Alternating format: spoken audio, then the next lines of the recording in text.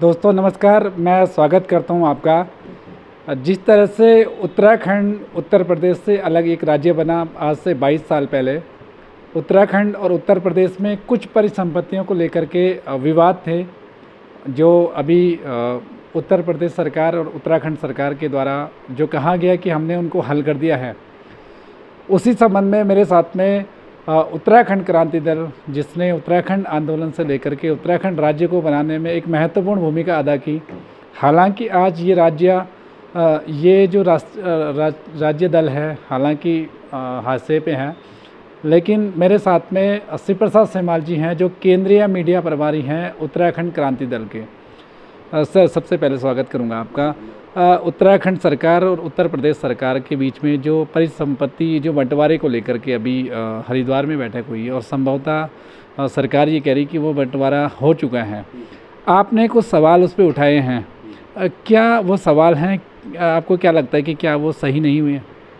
ये जो बंटवारा है ये भेदभावपूर्ण है और जिसको मत से न्याय बोलते हैं ना, जैसे दो बंदरों के झगड़े में बिल्ली जब न्याय करती है रोटी का, वो इसी तरीके का न्याय है। आप ये लगा लीजिए कि जो लेटेस्ट अभी जो हुआ है, जिसको सरकार कह रही है कि 20 साल का समझौता, हमने 20 साल का जो सवाल था, 20 साल की जो परिसंपत्तियों का विवाद था, वो हमने 20 मिनट में सॉल्व कर दिया। और इसको इसी तरीके से प्रचारित किया जा रहा है कि बहुत अच्छा है और बड़ा इसका गुणगान किया जा रहा है। लेकिन इसको देखा जाए तो ये उत्तराखंड में अलकनंदा होटल था, उस पर उत्तर प्रदेश अपना कब्जा जमा रहा था। उसको वापस लेने के एवज़ में उत्तराखंड सरकार ने जो बेशकीमती ज़मीन है वो उत्तर प्रदेश को सौंप दी भागीरथी होटल बनाने के लिए। और अभी जो हालिया दौरा था योगी आदित्यनाथ जी का, उन्होंने पहले भागीरथी होटल की उद्घाटन किया, लोकार्पण किया और उसके बाद अलकनंदा होटल की चाबी सौंपी। आप ये लगा लीजिए कि ये जो अलकनंदा होटल है ये उत्तराखंड की ज़मीन पे हरिद्वार में बना हुआ है। उसके एवज़ में आलीशान होटल जो भागीरथी होटल है, ये उत्तर प्रदेश ने बनाया उत्तराखंड की लैंड पे। तो आप ये सोचिए कि ये किस तरीके का बंटवारा है। एक खंडर होटल 1960 का बना हुआ होटल है अलकनंदा होटल, ये 1960 में बना। 1974 में ये उत्तर प्रदेश पर्यटन विकास निगम लिमिटेड को हस्तांतरित हुआ था। और पुनर्गठन विधेयक में ये साफ है कि भाई बंटवारे के टाइम पे ये बात साफ हो गई थी कि जो संपत्ति जिस राज्य में है उस पर उसी राज्य का अधिकार है, उसी राज्य का स्वामित्व होगा। 22 साल से पहले तो उत्तर प्रदेश ने इस पर कब्जा जमा के रखा कि हमारी संपत्ति है। जब उत्तराखंड सुप्रीम कोर्ट गया और सुप्रीम कोर्ट ने जब नवंबर 2017 में, आज से 5 साल पहले नवंबर 2017 में ये आदेश दिए उत्तर प्रदेश सरकार को, सुप्रीम कोर्ट में हार गया यूपी केस और सुप्रीम कोर्ट ने कहा कि भाई इसको 2 हफ्ते के अंदर अंदर आप उत्तराखंड को सौंपिए ये अलकनंदा होटल। अब क्योंकि दिल्ली में बीजेपी की गवर्नमेंट, यूपी में भाजपा की गवर्नमेंट और उत्तराखंड में ट्रिपल इंजन की सरकारें हैं, तो तब इन्होंने सुप्रीम कोर्ट का फैसला मानने के बजाय बोल दिया कि हम इस विवाद को आपसी समझौते से निपटा लेंगे। आपसी समझौते से निपटाना था तो आप सुप्रीम कोर्ट क्यों गए भाई? आपने इतना भारी भरकम खर्चा है वकीलों की तनख्वाह देने में और इतना लंबा समय क्यों गुजारा?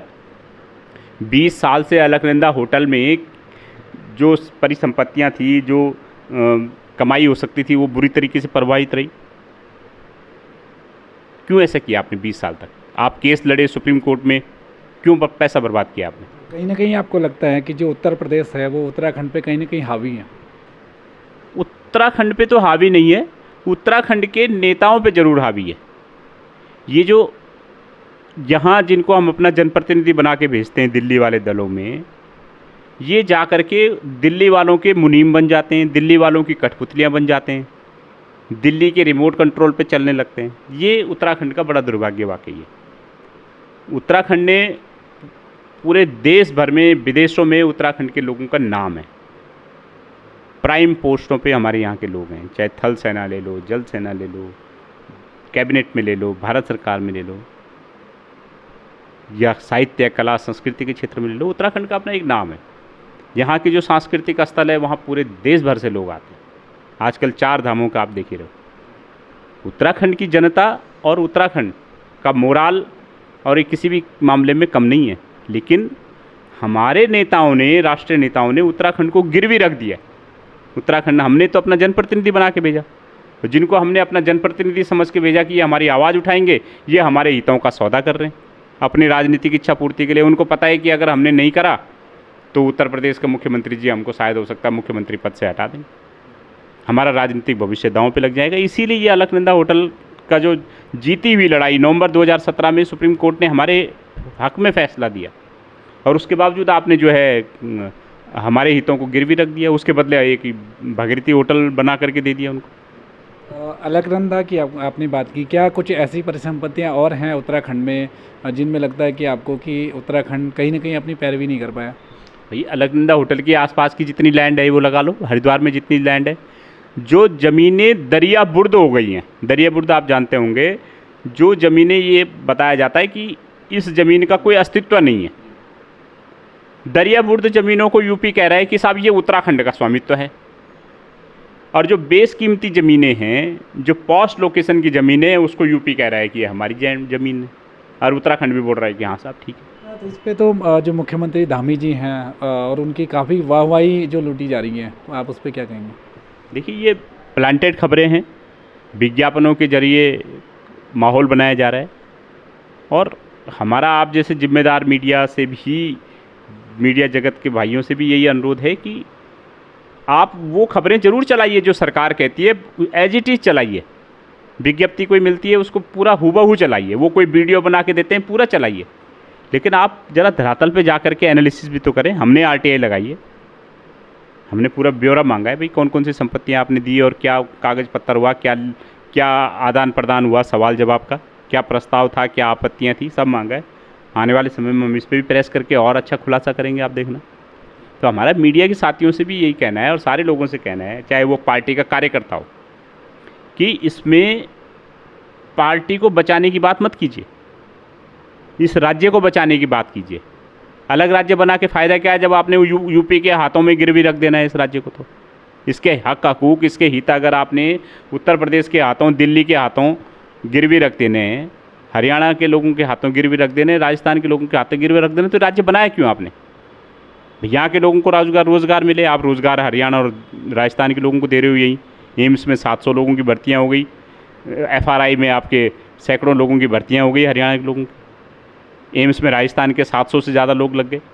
तो अगर आपने यहाँ के जो 70% रोज़गार उद्योगों को मिलना चाहिए था, सिडकुल में मिलना चाहिए था, हमारे यहाँ के लोगों को आप देख लीजिए पूरी तरीके से कोई मतलब यूपी के हाथों और दूसरे राज्यों के हाथों हमारे हक हित तक गिरवी रखने, तो फ़ायदा क्या है अलग राज्य बनाने का? तो इस तरीके से दबाव में ना आए। और मीडिया के साथियों से लेके पार्टी के कार्यकर्ताओं से भी हमारा ये कहना है, भाजपा के लोगों से भी, कि भाई पार्टी का बचाव मत करें, इस राज्य का बचाव करें। अगर ये राज्य बचेगा तो ये पार्टी भी बच जाएगी, पर जब राज्य ही नहीं रहेगा, राज्य के हित ही नहीं रहेंगे, आपके अपने अधिकार, भाई आप भी तो जनता हो, आपके बच्चे भी यहाँ पढ़ते हैं, आपके लोगों का भी भविष्य है, आपका भी भविष्य है, आपकी आने वाली पीढ़ी का भी भविष्य है इस राज्य में, तो कम से कम उनका सोच लो। भले अपना पार्टी कार्यकर्ता होने का हक निभा लो, कोई दिक्कत नहीं, वाहवाही करो, कोई प्रॉब्लम नहीं है, करो, खूब करो, लेकिन ये भी देख लो कि हमारे हित, हमारे हक हकूक़ तो नहीं लूटे जा रहे हैं इस आड़ में, इस चकाचौंध में। हमारे हित कहाँ हैं? इसके लिए भी कम से कम सड़क पे मत बोलो, आंदोलन मत करो, तो कम से कम अपने आकाओं को तो बोलो भाई, जाके अपने जिन नेताओं को आपने चुन के भेजा है विधानसभा में उनको बोलो, अपने पार्टी के फोरम में बोलो। कम से कम मीडिया से भी ये कहना है कि भाई उनको जो खबरें देते हैं एज इट इज़ चलाओ, लेकिन कम से कम अपना दिमाग भी लगाइए, अपने एक बार ग्राउंड जीरो पे जाके देखिए, फाइलें उठा के टटोलिए कि केवल विज्ञप्ति छापना तो पत्रकारिता नहीं है भाई। सामने वाले ने जो आपको दिया आपने एज इट इज़ छाप दिया क्योंकि विज्ञापनों के हित हैं, वो अलग बात है, लेकिन ये तो सिर्फ यही पत्रकारिता नहीं है। तो भाई ये ज़रूर कहो कि 20 मिनट का विवाद 20 मिनट में, 20 साल का विवाद 20 मिनट में हल हो गया, लेकिन ये भी देख लो कि हल किस तरीके से हुआ, तो ये बड़ी बात है। दूसरा जो आप कह रहे हो कि और कौन सी परिसंपत्तियाँ हैं, एक सबसे बड़ा उदाहरण ये टिहरी डैम का है। टिहरी डैम वाले मुद्दे पे हम लोग अपने हक लेने के लिए सुप्रीम कोर्ट में गए हुए हैं। टिहरी डैम हमारी ज़मीन पे बना, विस्थापन हमारा हुआ, उसके जो कॉन्सिक्वेंसेस है, दुष्परिणाम है, वो हम लोग झेल रहे हैं। आसपास के लोग काला पानी भुगत रहे हैं, हमारे लोग भुगत रहे हैं। उसके इतने बड़े जलाशय के कारण आसपास जो बादल फट रहे हैं आए दिन पहाड़ों में, वो हम लोग झेल रहे हैं। तो भाई उस पर जो अधिकार है वो हमारा क्यों नहीं होना चाहिए, वो यूपी का क्यों होना चाहिए? इसकी मांग को लेके हम सुप्रीम कोर्ट गए, तो अब ये बात आ रही है कि साहब सुप्रीम कोर्ट का जो फैसला है उसको वापस, सुप्रीम कोर्ट का जो मामला है उसको वापस लेंगे। क्यों लेंगे जी आप वापस मामला? चलने दो ना सुप्रीम कोर्ट में, और जो सुप्रीम कोर्ट का है वो मान लो। भाई बाबरी मस्जिद पे भी तो आपने सुप्रीम कोर्ट का फैसला माना, इसको भी मान लो। जब आपने सुप्रीम कोर्ट में चलाई गई है मामला, किसके दबाव में वापस हो रहा है? और जो पैसा अब तक खर्च हो चुका है पैरवी में, वो उस पैसे का क्या होगा? उसकी क्या जवाबदेही है? और क्यों नहीं चाहते हो आपकी न्याय हो इसमें? सुप्रीम कोर्ट में मामला होने का मतलब कि न्याय के अनुसार काम होगा। आप न्याय के अनुसार क्यों नहीं काम करना चाहते? और वो भी तब जब सवाल उठ रहे हैं। भाई उत्तर प्रदेश की कोई संपत्ति तो ऐसी है नहीं, उत्तराखंड की कोई संपत्ति ऐसी नहीं है जो आज की डेट में उत्तर प्रदेश में हो, जिस पे हम लोग कब्जा जमा रहे हो कि साहब यूपी के लखनऊ में जो संपत्ति है वो हमारी है, दिल्ली में आपके वो है जो हमारी है। ऐसा तो नहीं बोला हमने। तो उत्तर प्रदेश क्यों बोल रहा है कि साहब देवप्रयाग में और चमोली में जो औद्योगिक इंडस्ट्रियल एरिया है उस पर हमारा अधिकार है, देवप्रयाग में जो फलाना सिंचाई का मामला है उस पर हमारा है, उधम सिंह नगर में जो फलाना है उस पर हमारा है? क्या मतलब इन चीज़ों का? इन चीज़ों को जल्दी से जल्दी सॉल्व होना चाहिए। दादागिरी ठीक थोड़ी है।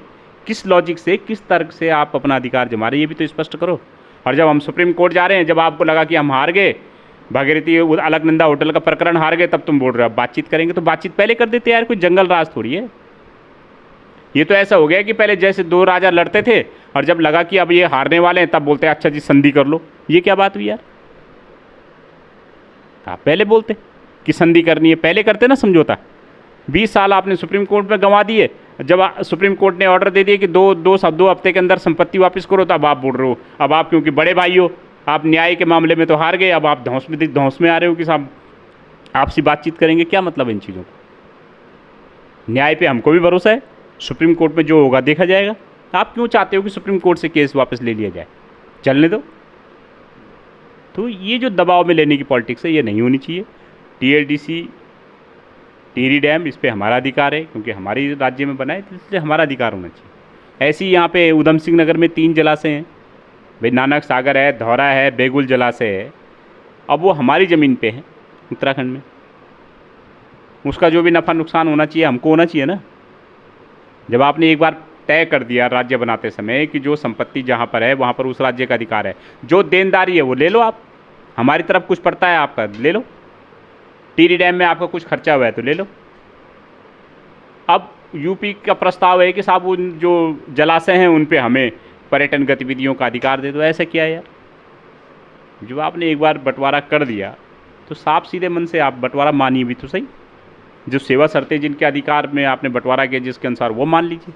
अब आप बोल रहे हो कि नहीं साहब वहाँ हमारे अधिकार दे दीजिए, तो जो बड़े नेता हैं, बड़े आका हैं, वो यहाँ के लोगों को दबाव में ले आएंगे, फिर अपनी बात मनवा लेंगे। लेकिन हम लोग इस बात को नहीं होने देंगे। उत्तराखंड के लोगों के साथ ये जो समझौता है ये भेदभावपूर्ण है, हम लोग इसमें असहमत हैं इस समझौते से, और हम लोग एक हस्ताक्षर अभियान भी चलाएंगे। हमने प्रधानमंत्री नरेंद्र मोदी जी से भी आग्रह किया है कि इस मामले में हस्तक्षेप किया जाए, क्योंकि इससे उत्तराखंड की जो आम जनता है उन्होंने आप पे भरोसा किया, नरेंद्र मोदी जी के चेहरे पे भरोसा करके वोट दिया है। यहाँ के त्रिवेंद्र या धामी जी को देख के नहीं दिया है, उनको तो हरा ही दिया था जनता ने। और अगर यहाँ पे सरकार है प्रचंड बहुमत की तो नरेंद्र मोदी जी को देख करके। तो इसलिए भी हमारा मानना है कि नरेंद्र मोदी जी को इसमें हस्तक्षेप करना चाहिए, हमारी परिसंपत्तियाँ हमें वापस की जानी चाहिए, और हम लोग बहुत जल्दी इसमें अगर नहीं होता है कोई एक्शन तो सड़कों पे इस मामले को ले जाएंगे, जन जागरूकता अभियान चलाएंगे, हस्ताक्षर अभियान चलाएंगे, विधानसभा में इस मामले को उठाने की मांग करेंगे।